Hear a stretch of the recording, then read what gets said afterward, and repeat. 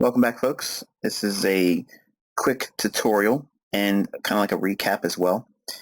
I get a lot of flack about some of the things that I teach. That is it really possible? Is it something that I actually do? Can it be done? When I call daily highs and lows. And it's all based on IPTA, the interbank price delivery algorithm. And today, about 10 hours ago, you'll see that there's a tweet right here. And if you click on that link, pay attention to this link up here because you can always get to it later on. I'm going to zoom in. You can actually see this dotted line here. Okay. What I did there is I projected the daily high. I'm going to show you how I did it and why I did it. So we got to go over to the charts now.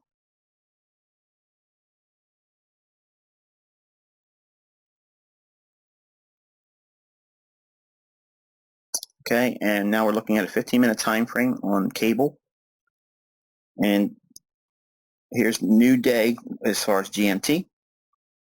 Price is meandering around. And on this candle right here, this is the midnight candle in New York. Okay, so the open comes in at 2402. So we're going to put 2402 as a horizontal line. And you're going to figure out now why I refer to myself as a sniper. If you know anything about rifles or scopes, this will make perfect sense to you. And then I'm going to add the vertical line that delineates the midnight candle. Okay, so now we have crosshairs right here.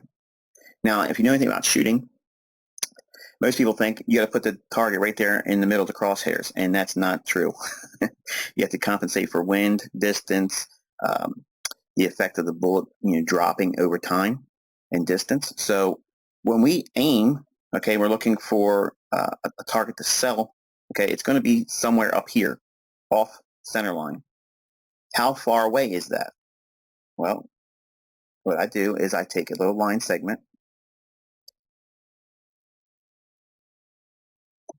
and I draw 30 pips.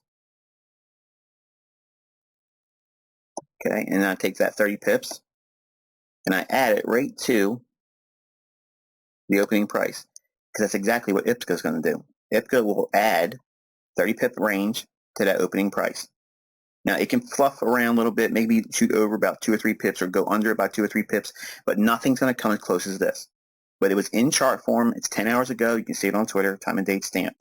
Okay, so when you encounter someone that says that this is impossible, you saw it live. You saw it. It's logged. So now we have this range here. So now I can take this, copy it, and place it right on top here. So now I have a projected range daily high of 124.33. Price shoots up, makes an initial short-term high, gives us another high here. Now we're in turtle soup territory. Potentially could go up to this range high, 24.33. Boom, hits it. What's the daily high? 124.33. Does it go any higher? Nope, doesn't do that at all.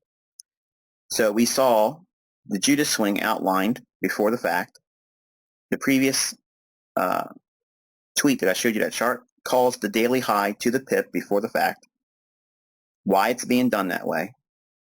And what it does is it gives you power 3, the opening, the rally up, predetermined amount of pips, and then the expansion, the low of the day forming, coming off the low and closing off the low of the day.